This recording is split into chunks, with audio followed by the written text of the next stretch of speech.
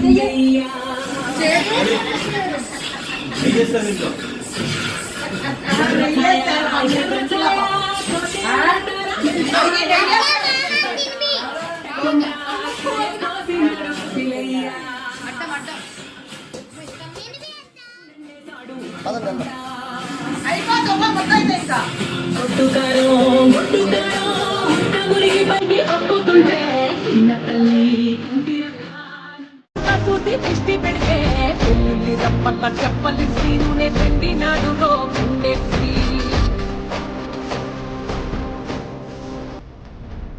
సట్టి నిండా సరుకు కుక్కే కుక్కే ఒట్టి నెత్తి బొక్కెత్తి ఎట్టే